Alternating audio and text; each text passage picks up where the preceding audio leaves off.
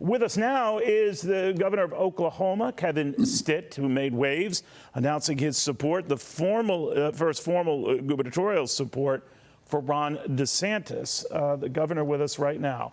Governor, great to have you. Obviously, Donald Trump not too pleased by that decision. I can go into the specifics, but have you had a chance to talk to Donald Trump about this?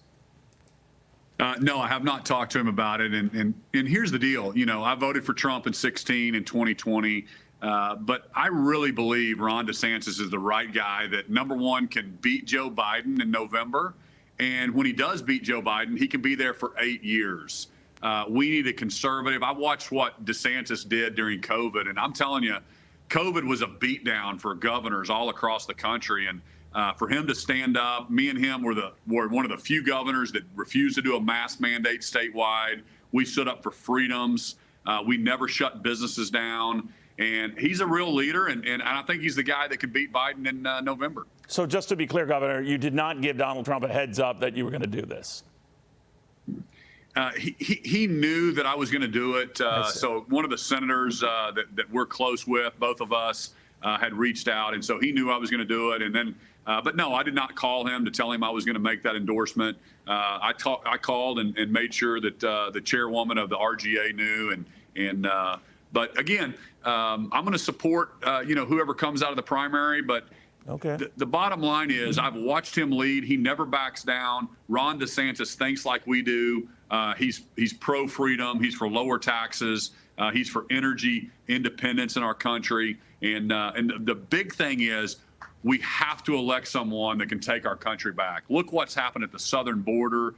I mean, when did border security start to become a political issue right now? Well, and so Donald Trump did all those things and addressed all those things. So I guess that might explain his surprise in this endorsement, Governor, saying of you. Governor Kevin Stitt of Oklahoma, who I didn't know very well, called me before his last election to say he was in big trouble and very much needed my endorsement. He went on. Anyway, I gave him my endorsement. He immediately went way up and won. Now, despite the fact that the sanctimonious, he's referring to DeSantis, is losing to Biden and me, Stitt just endorsed him. Wow. Bottom line, he's ticked off, very ticked off. Yeah. What do you think?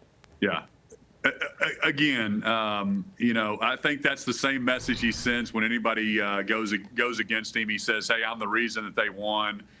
He didn't endorse me the first time, didn't know who I was in 2018 when I won for governor. But here's the deal. This is really not about Donald Trump. This is about taking our country back and make sure that we can get into the White House.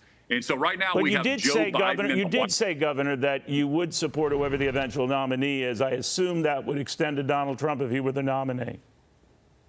Oh, absolutely. So with all the legal baggage that the former president is dealing with, that still stands. There are some in this race, Asa Hutchinson, Chris Christie, who are saying that baggage is substantial and it is disqualifying. What do you say?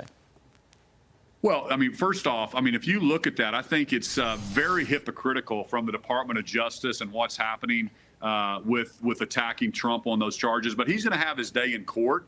But really, from the outside, most Americans, I think, look at those charges and really wonder why Hillary didn't get charged, why Biden hasn't been charged for the boxes of classified documents that he had. You might be right on all of that, but if you look at the individual charges, Governor, they are a little eyebrow-raising here. Now, again, this is coming from the government, but what do you think of just what has been meted out so far in this 37-count indictment? His moving boxes that he shouldn't have been moving, his hoarding documents that he shouldn't have had in the first place, saying he had given to authorities all the documents they were asking for, only to discover that he had not done that and was cooking up a plan to make sure they didn't get them. All of that stuff, if true, do you think would disqualify him to be president? Well, listen, here's the deal. If that, he's going to have his day in court.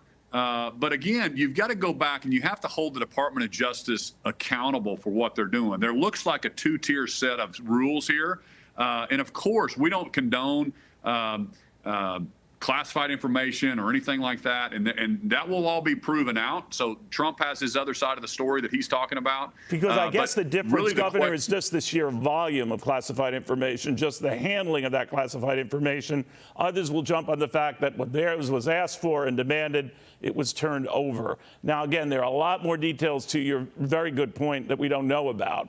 But what you do know, and if any of these charges were to stick, any one of them could land him in prison for the rest of his life. Yeah, I mean, listen. Again, everybody is innocent until proven guilty, so he's gonna have his day in court. But you do have to scratch your head a little bit. A Department of Justice that's reporting to this president is trying to take out his political opponent.